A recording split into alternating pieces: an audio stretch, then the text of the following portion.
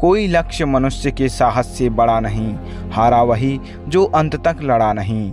हार्दिक पांड्या आज विश्व क्रिकेट के जाने माने ऑलराउंडर हैं और उन्होंने इंडिया को कई यादगार मैच जिताए हैं। लेकिन दोस्तों, एक वक्त ऐसा था जब हार्दिक के पास खुद के खर्चे के लिए भी पैसे नहीं हुआ करते थे।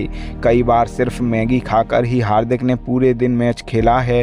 हार्दिक चाहते तो उस वक्त कोई जॉब करके खुद को फाइनेंशियली मजबूत कर सकते थे, लेकिन उन्होंने उन कठिनाइयों को ही चुना जो बड़ी सफलता की नींव रखने वाली थीं।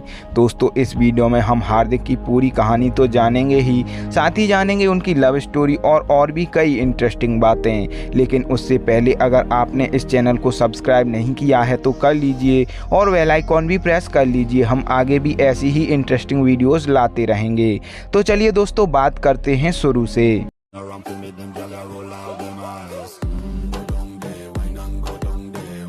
11 अक्टूबर 1993 को गुजरात के एक गांव चौरासी में हार्दिक पांड्या का जन्म हुआ। हार्दिक के पिता का नाम हिमांशु है, जिनका सूरत में कोई छोटा मोटा कार फाइनेंस का बिजनेस था। हार्दिक की मां का नाम नालिनी पांड्या है, जो एक हाउसवाइफ हैं। हार्दिक के पिता क्रिकेट के बड़े फैन थे। वो टीवी पर अक्सर मैच देखा करते थे। हार्दिक जब छोटे थे तो वो भी अपने पिता के साथ मैच देखा करते थे और एक दो बार हार्दिक के पिता हार्दिक को मैच दिखाने स्टेडियम में ले गए और ऐसे ही हार्दिक का लगाव क्रिकेट की तरफ बढ़ता चला गया। सिर्फ हार्दिक को ही नहीं, हार्दिक के बड़े भाई कुणाल को भी क्रिकेट में बहुत लगाव था। जब हार्दिक थोड़े बड़े हुए तो स्कूल के अलावा वो पूरा दिन अपने भाई के साथ गली क्रिकेट खेला करते थे। अपने बच्चों का क्रिकेट के प्रति लगाव देखकर उनके पिता ने सोचा कि अपने बच्चों को क्रिकेट में मौका देना चाहिए। गांव में कोई क्रिकेट के लिए खास सुविधा नहीं थी, इसीलिए 1998 में अपना घर अपना बिजनेस छोड़कर हार्दिक के पिता बड़ोदरा आ गए। यहाँ उनका घर बहुत छोटा था, जिसमें एक ही बेडरूम था, पर इरादे छोटे बिल्कुल नहीं थे। यहाँ आकर हार्दिक और कुणाल ने किरण मोरे की क्रिकेट एकेडमी ज्वाइन कर ली। हार्दिक उस वक्त बहुत छोटे थे, इसीलिए उन्हें बैटिंग का मौका कम मिला करता था। लेकिन एक बार किरण मोरे ने हार्दिक को बैटिंग करते देखा तो वो बहुत इम्प्रेस हुए। उन्होंने फिर हार्दिक को अपने अंडर ले लिया।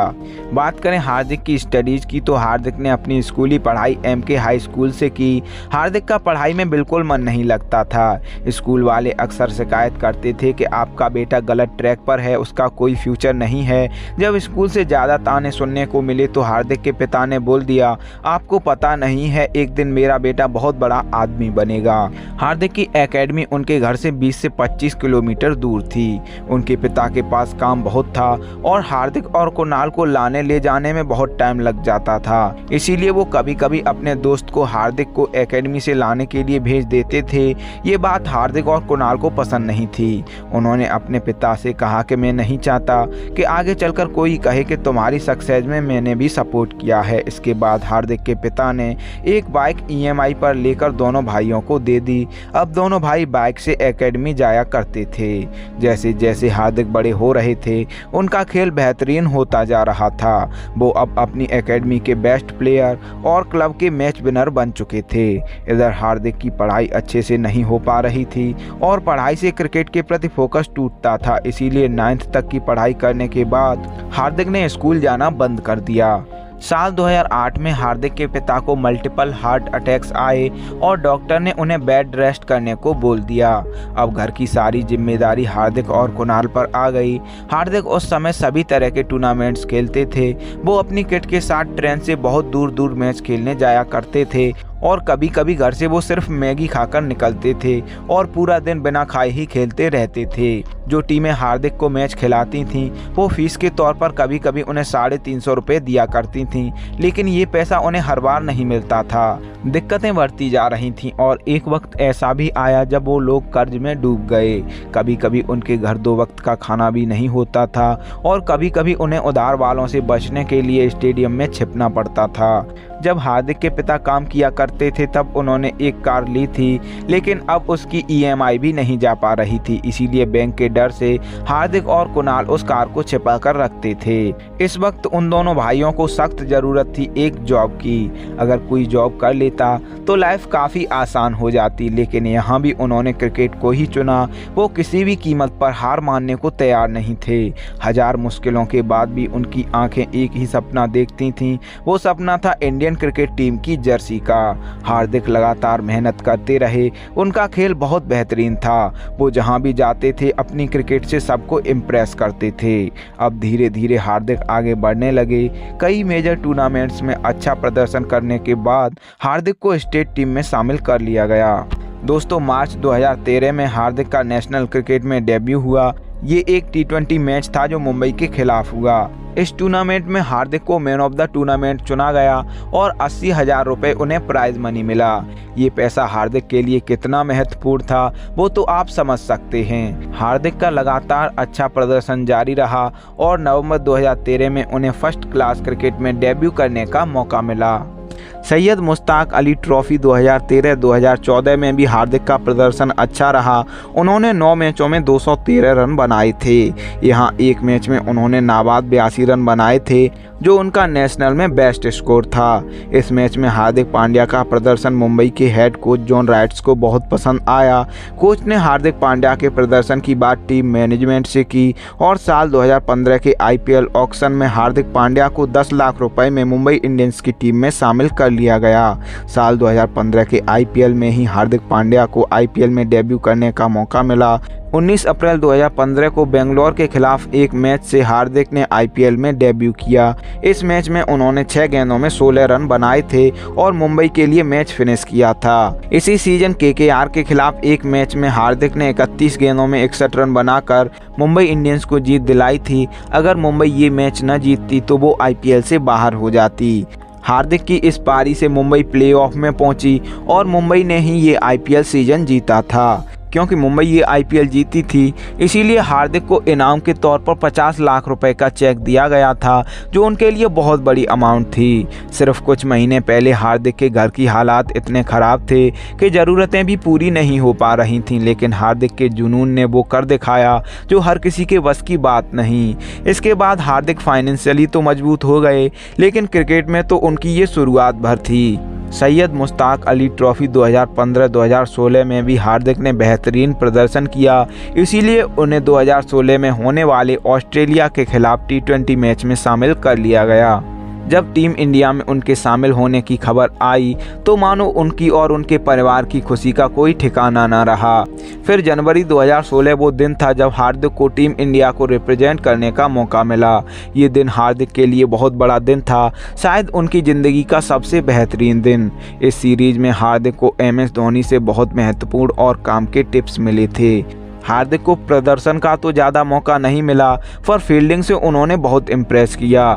फिर हार्दिक को उसी साल T20 वर्ल्ड कप में शामिल किया गया, जहां उनका बांग्लादेश के खिलाफ लास्ट ओवर में 10 रन बचाना हमेशा के लिए यादगार बन गया, क्योंकि बांग्लादेशी खिलाड़ियों ने पहली 3 बॉल पर 8 रन बना लिए थे, लेकिन आखिरी 3 गेंदों में पांड्या ने उन्हें 1 रन भी नहीं दिया। हार्दिक को फिर अक्टूबर 2016 में न्यूजीलैंड के खिलाफ ODI डेब्यू करने का मौका मिला, जिसमें पहले ही मैच में उन्होंने 31 रन देकर 3 विकेट लिए थे और उस दिन उन्हें मैन ऑफ द मैच भी मिला था।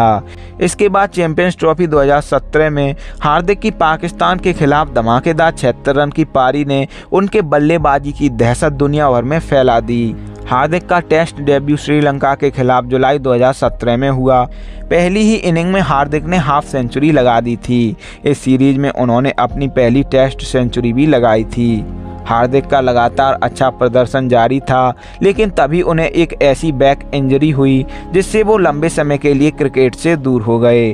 फिर जब वो फिट होकर वापस आए, लेकिन मैच खेलने से पहले उनका एक इंटरव्यू बहुत विवादित रहा और लोग उनके खिलाफ हो गए। फिर BCCI ने भी उन पर बैन लगा दिया और ऑस्ट्रेलिया दौरे से उन्हें वापस बुला लिया गया।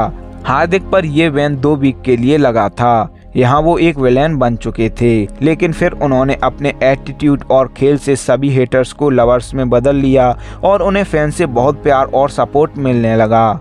जनवरी 2021 में हार्दिक के पिता की हार्ट अटैक से डेथ हो गई।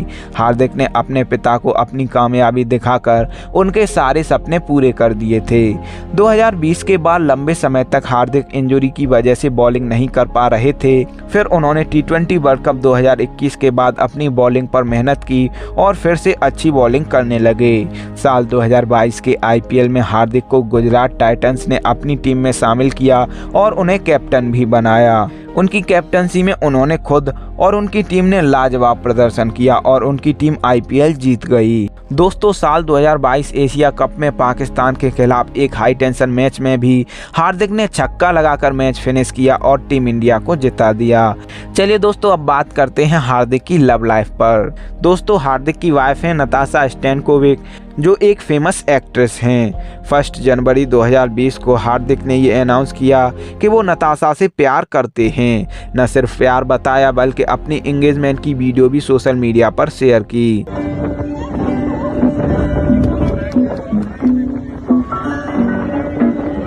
नताशा का जन्म यूरोप के सर्बिया देश में हुआ था। नताशा ने अपनी पढ़ाई लिखाई सर्बिया से की। उसके बाद वो मॉडलिंग करने के लिए मुंबई आ गईं। नताशा ने मुंबई में कई टीवी शो और ऐड किए, लेकिन जब उन्होंने बिग बॉस सीजन 8 में पार्टिसिपेट किया तो उनकी पॉपुलैरिटी बहुत बढ़ गई। फिर नताशा बादशाह के फेमस सॉन्ग डीजे वाले बाबू में नजर आईं, जहां से भी उन्हें बड़ी पहचान मिली। नताशा नच बलिए सीजन 9 के लिए भी जानी जाती हैं। साथ ही वो बॉलीवुड मूवी सत्याग्रह, एक्शन जैक्सन में भी काम कर चुकी हैं और उन्होंने कुछ वेब सीरीज में भी काम किया है। साल 2019 में एक पार्टी में हार्दिक और नताशा की मुलाकात हुई। ये मुलाकात एक नाइट क्लब में हुई थी। पहली ही मुलाकात में हार्दिक को नताशा से प्यार हो गया। वहाँ से दोनों सोशल मीडिया पर जुड़ गए और दोनों की बॉन्डिंग अच्छी होती गई। फिर जब दोनों को प्यार हो गया और शादी का फैसला कर लिया तो इन्होंने ये रिश्ता जग जाहिर कर दिया। अपनी एंगेजमेंट के बारे में बताने के बाद नताशा ने सबको ये भी बताया कि वो मां बनने वाली हैं। जी हाँ दोस्तों, नताशा शादी से पहले ही प्रेग्नेंट हो गई थीं। 31 मई 2020 वो दिन था जिस दिन हार्दिक और नताशा शादी के बंधन में बंध गए और 30 जुलाई 2020 को नताशा ने एक बेटे को जन्म दिया। हार्दिक के बेटे का नाम अगस्त है। तो फ्रेंड्स, ये थी लाइफ स्टोरी और लव स्टोरी हार्दिक पांड्या की। उम्मीद करता हूँ वीडियो में दी गई जानकारी आपको पसंद आई होगी। वीडियो एंड तक देखा है तो वीडियो पर अपना रिस्पॉन्स लाइक, शेयर और कमेंट करके ज़रूर दें। आपकी हर कमेंट हमारे लिए बहुत वैल्यू रखती है। साथ ही अगर आप हमसे इंस्टाग्राम पर भी जुड़ना चाहते हैं तो ज़रूर फॉलो करें।